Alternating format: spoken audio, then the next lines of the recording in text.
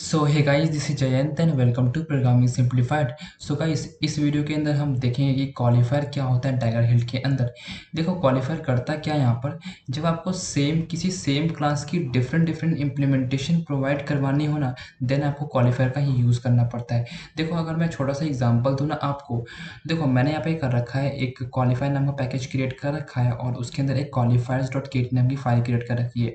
और यहाँ पर मैं आपको क्वालिफायर का दिखाता हूँ कि क्वालिफायर को आप कैसे यूज़ कर सकते हो। ठीक है, देखो सबसे पहले क्या करना पड़ेगा आपको यहाँ पर। तो देखो, सबसे पहले क्या करता हूँ मैं, एक यहाँ पर क्लास क्रिएट कर लेता हूँ जिसका नाम क्या है, टेस्ट नाम का। और इस टेस्ट में क्या करता हूँ मैं, यहाँ पर दो पैरामीटर पास कर सकता हूँ। फर्स्ट पास करता हूँ वेल लेके मैं फर्स्ट नेम पास करता हूँ पहले, जो कि आपका स्ट्रिंग टाइप का होने वाला है। और सेकंड क्या करता हूँ, वेल लिखता हूँ और यहाँ पर लास्ट नेम होने वाला है। ठीक है, तो एल नेम यहाँ पे पास करता हूँ, जो दोनों आपका स्ट्रिंग टाइप का होने वाला है। ठीक है, इतना हो गया। और अंदर जाके क्या करता हूँ, एक मैं फंक्शन क्रिएट कर लेता हूँ जिसका नाम क्या है, गेट नेम्स नाम का। ठीक है, गेट नेम्स नाम का मैंने फंक्शन क्रिएट किया। और यहाँ से लॉग डी के अंदर क्या करता हूँ, यहाँ पर मैं मेन को पास करके एंड यहाँ पर लिखता हूँ लाइक जो भी आपका फर्स्ट नेम है, एफ नेम, एंड यहाँ से एल नेम, पास कर दो। ठीक है, अब देखो मैंने इतना काम कर दिया है। अब आपने गाइस यहाँ पे खुद नोटिस किया कि मैं क्या कर रहा हूँ, टेस्ट क्लास के अंदर एज अ पैरामीटर क्या पास कर रहा हूँ, फर्स्ट नेम और लास्ट नेम पास कर रहा हूँ, और दोनों क्या है, स्ट्रिंग है। तो देखो, स्ट्रिंग क्या है, एक बेसिकली क्लास होती है। तो अगर एक क्लास है तो हमें ये करना पड़ेगा, इसकी डिपेंडेंसी भी प्रोवाइड करवानी पड़ेगी। तो देखो, दोनों क्या है, फर्स्ट नेम और लास्ट नेम दोनों स्ट्रिंग में है। तो दोनों की जब हम डिपेंडेंसी प्रोवाइड करवाने जाएंगे ना, तो हम खुद ही जो हिल्ट है ना, कन्फ्यूज हो जाएगा कि हाँ, हम इसकी डिपेंडेंसी कैसे प्रोवाइड करवाएं। ठीक है, देखो अब ये करता हूँ, पहले मैं इस टेस्ट क्लास की डिपेंडेंसी प्रोवाइड करवाता हूँ। ठीक है, तो मैं यहाँ पे कंस्ट्रक्टर पहले पास कर देता हूँ और यहाँ पर मैं इंजेक्ट नाम का जो नोटेशन है इसे कॉल कर लेता हूँ। देखो, मैंने टेस्ट की जो क्या करी, इसकी डिपेंडेंसी प्रोवाइड करवा दी। अब मुझे करना है फर्स्ट नेम और लास्ट नेम की डिपेंडेंसी प्रोवाइड करवानी पड़ेगी। देखो, स्ट्रिंग क्या है, एक एक्सटर्नल क्लास है। ठीक है, हमने खुद से क्रिएट नहीं की, तो हमें करना पड़ेगा, एक मॉड्यूल क्रिएट करना पड़ेगा जहाँ मैं इन दोनों की डिपेंडेंसी प्रोवाइड करवा सकता हूँ with the help of provide annotation. देखो, मैं करता यहाँ पर क्या हूँ, नीचे जाता हूँ और एक ऑब्जेक्ट क्रिएट कर लेता हूँ यहाँ से, और इसको बोलता हूँ एक मॉड्यूल्स नाम का मैं एक ऑब्जेक्ट क्रिएट कर लिया। ठीक है, अभी मुझे इसको मॉड्यूल बनाना है, तो मैं मॉड्यूल नाम के एनोटेशन को कॉल करूँगा और यहाँ से इंस्टॉल इन पास करके एक सिंगलटन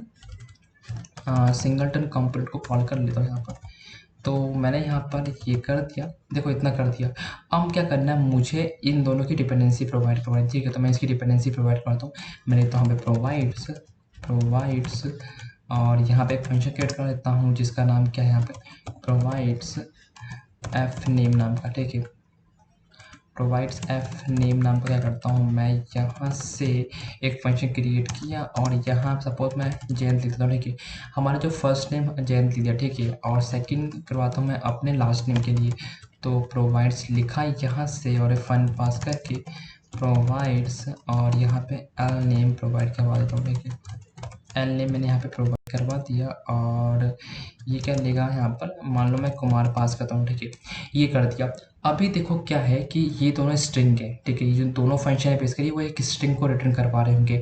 तो जब मैं इसको रन करूँगा, यहाँ पे देखो डिपेंडेंसी प्रोवाइड हो चुकी है, कोई दिक्कत नहीं यहाँ पर। लेकिन जब मैं इसको रन करूँगा यहाँ पर, तो हिल्ट हमें एक कंपाइल टाइम एरर देगा। वो कहेगा कि यार आप दो जगह मतलब क्या कर रहे हो, आप दोनों फंक्शन के अंदर, इस फंक्शन के अंदर भी और इस फंक्शन के अंदर भी स्ट्रिंग रिटर्न करवा रहे हो, तो आप ऐसा नहीं कर सकते यहाँ पर। तो आपको कुछ ऐसा करना पड़ेगा कि हाँ, दोनों को डिफरेंट डिफरेंट इम्प्लीमेंटेशन प्रोवाइड करवानी पड़ेगी। मुझे कुछ ऐसा करना पड़ेगा कि जब मैं प्रोवाइड्स फर्स्ट नेम पे करूँ तो आपका जयंत आए, और अगर मैं प्रोवाइड्स एल नेम पे करूँ तो ये कुमार आए। ठीक है, तो इसको इसको यहाँ पे पास करना पड़ेगा और इस वाले को क्या करना पड़ेगा, मुझे यहाँ पास करना पड़ेगा। तो हम यहाँ पर कैसे कर सकते हैं, तो कैसे हमें क्या करना पड़ेगा, क्वालिफायर का यूज़ करना पड़ता है। क्वालिफायर क्या करेगा, दोनों को डिफरेंट डिफरेंट टैग प्रोवाइड करवा देगा, यूनिक नेम प्रोवाइड करवा देगा, सो दैट कि जो हमारा हिल्ट है उन दोनों को आइडेंटिफाई कर पाएगा कि हमारा फर्स्ट नेम कौन सा है और लास्ट नेम कौन सा है। तो देखो, मैं क्वालिफायर हम कैसे क्रिएट कर सकते हैं। देखो, सबसे पहले करता हूँ मैं अपने यहाँ पर फर्स्ट नेम के लिए क्वालिफायर क्रिएट करता हूँ। देखो क्या करना, अगर आपको क्वालिफायर क्रिएट करना के अंदर क्या होता है, आपको लिखना पड़ेगा एनोटेटेड क्लास, ठीक है। एक एनोटेटेड क्लास क्रिएट करनी पड़ेगी और क्लास का नेम बताना पड़ेगा आपको। तो मैं यहाँ पे करता हूँ एक ऐप नेम प्रोवाइड करवाता हूँ फर्स्ट नेम के लिए, तो मैंने प्रोवाइड करवा दिया, ठीक है। अब ऊपर क्या करना पड़ेगा, आपको लिखना पड़ेगा एक क्वालिफाई नाम का एनोटेशन को कॉल करना पड़ता है। तो क्वालिफायर आपने लिखा, ठीक है। एंड सेकंड क्या करना पड़ता है, लिखना पड़ता है आपको रिटेंशन, और इसके अंदर आके आपको एनोटेटेड रिटेंशन डॉट बाइनरी पास करनी पड़ती है। यहाँ पे आप बहुत सारी वैल्यू पास कर सकते हो, ठीक है। अभी देखो मैंने क्या किया, एफ नेम मतलब फर्स्ट नेम के लिए क्रिएट कर लिया। अब सेकंड क्या करना पड़ेगा आपको, लास्ट नेम के लिए करना पड़ेगा। तो क्या कर दो, एप एनोटेटेड क्लास को कॉल करो और यहाँ पे एल नेम पास कर दो। एल नेम पास किया और ऊपर जाके पहले आप क्वालिफायर नाम का एनोटेशन कॉल कर दो। एंड सेकंड आपको रिटेंशन पास करना पड़ेगा और एनोटेटेड रिटेंशन डॉट बाइनरी को कॉल कर दो, ठीक है। अब मैंने दोनों के लिए दोनों के लिए एक मैंने डिफरेंट क्वालिफायर क्रिएट कर दिए। अब मुझे इसको यूज़ करना पड़ेगा।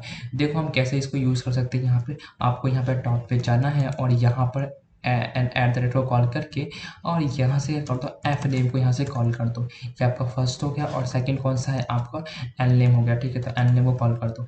तो इसका मतलब क्या है कि अभी दोनों को डिफरेंट टैग मिल चुके हैं यहाँ पर, तो दोनों के लिए डिफरेंट इम्प्लीमेंटेशन हो चुकी है, ठीक है।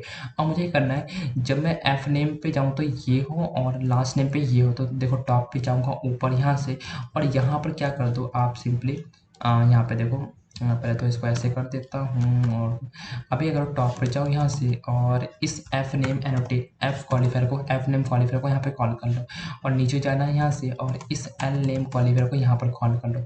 इसका मतलब क्या है कि जब मैं इसको रन करूँगा एप्लीकेशन को तो अब मुझे कंपाइलर वगैरह नहीं मिलेगा, बिकॉज दोनों के लिए डिफरेंट इम्प्लीमेंटेशन प्रोवाइड हो चुकी है। तो देखो इस तरीके से हम क्वालिफायर का यूज़ करते हैं और ये मोस्ट इंपॉर्टेंट टॉपिक है जब आप डिपेंडेंसी इंजेक्शन को काम कर रहे हो, ठीक है। तो अभी देखो क्या करता हूँ, मैं जाता हूँ मेन एक्टिविटी के अंदर और यहाँ पे क्या करता हूँ, जो अपने टेस्ट क्लास का इंस्टेंस क्रिएट करता हूँ, ठीक है। तो आपको क्या करना पड़ेगा, यहाँ पे लिखना पड़ेगा इंजेक्ट एनोटेशन और नीचे लिखना पड़ेगा लेट इंट वेयर और टेस्ट नाम का मैंने क्या किया, यहाँ से इंस्टेंस क्रिएट कर दिया, ठीक है। क्रिएट करने के बाद यहाँ पर टेस्ट देखो यहाँ नहीं आना, आपको ऊपर जाना है और यहाँ पर टेस्ट डॉट करके आपका करना पड़ेगा गेट नेम्स को यहाँ पे इजीली कॉल कर सकते हो। देखो इतना मैंने काम कर लिया। अभी मैं क्या करता हूँ, एक बार इसको रन करूँगा, देखते हैं कि रिजल्ट क्या आता है इसका। देखो मेरा यहाँ पे ऐप रन हो चुका है और यहाँ पर लॉग टी का डेटा यहाँ पे प्रिंट हो चुका है। तो इस तरीके से हम क्वालिफायर का यूज़ करते हैं। देखो अगर मैं बिहाइंड द सीन देखूँगा तो कैसे वर्क करता है यहाँ पे, जब मैं जाऊँगा अपने क्वालिफायर पैकेज के अंदर तो देखो यहाँ पे क्या कर रखा है, एक तो टेस्ट फैक्ट्री बन चुकी है जो कि आपका नॉर्मल टेस्ट क्लास है, ठीक है। और अपने अंदर क्या रहता है, यहाँ पर आपका फर्स्ट नेम और last name as a parameter लेने का काम कर रहा है, ठीक है। तो अगर मैं उस फर्स्ट नेम और लास्ट नेम क्लास की बात करूँ यहाँ से, तो देखो यहाँ पर भी उसका कोड यहाँ पे रिटर्न हो चुका जब क्वालिफायर आप पैकेज के अंदर आओगे यहाँ पर। तो ये तो बड़ा ही सिंपल वक्त था, तो इतना मुश्किल नहीं था काम करना, ठीक है।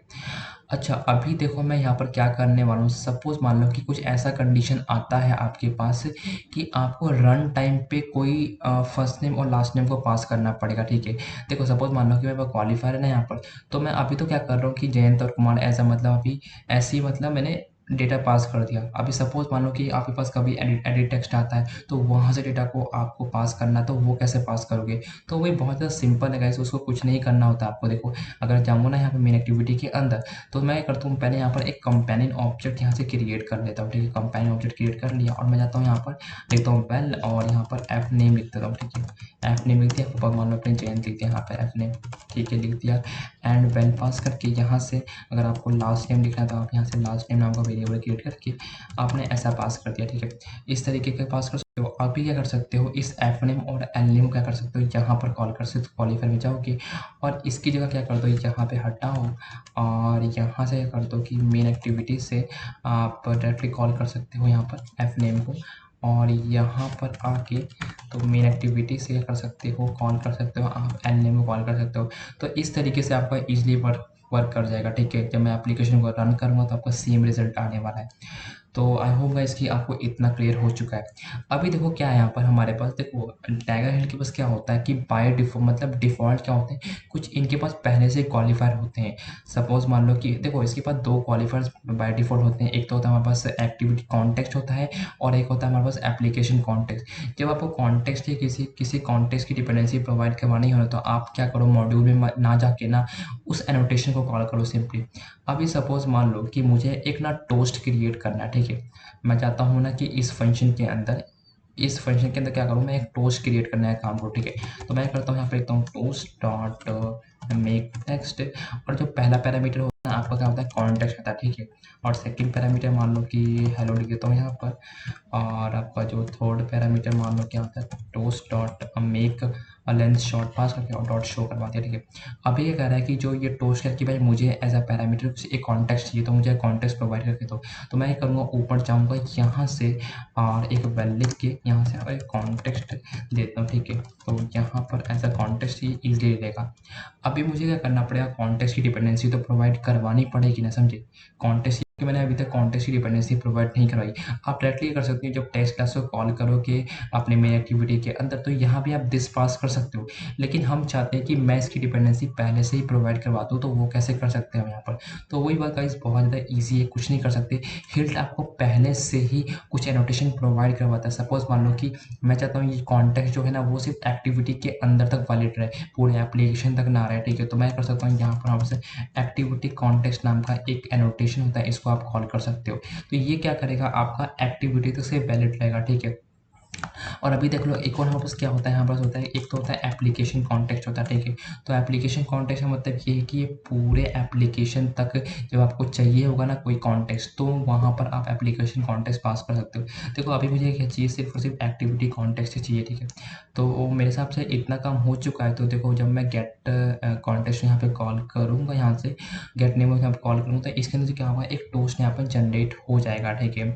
तो देखा गाइस, इस तरीके से हमारा क्वालिफायर वर्क करता है, ठीक है। तो जब भी आपको किसी सेम थिंग्स की या कोई इंटरफेस हो जाता है या कोई भी क्लास हो जाता है यहाँ पे, या कोई अदर एक्सटर्नल डिपेंडेंसी हो जाती है, रेट्रोफिट की डिपेंडेंसी हो गई या आपके पास रूम डेटाबेस की डिपेंडेंसी होगी, तो उसको उसकी अगर आपको सेम चीज़ की अगर डिफरेंट डिफरेंट इम्प्लीमेंटेशन प्रोवाइड करवानी हो ना, तो आपको क्या करना पड़ेगा, वहाँ पर क्वालिफायर का यूज़ करना पड़ेगा। और क्वालिफायर हम कुछ इस तरीके से डिफाइन करते हैं यहाँ पे।